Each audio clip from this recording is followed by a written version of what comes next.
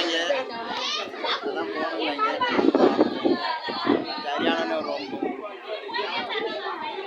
உங்களுக்கிட்ட அவங்களுக்கு முடியுமா காலேஜ் வர்ற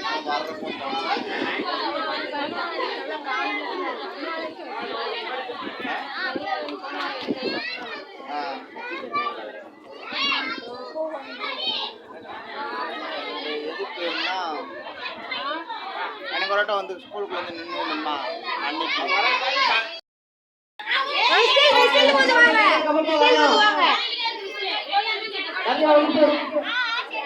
ஒரு சைட் பண்ணு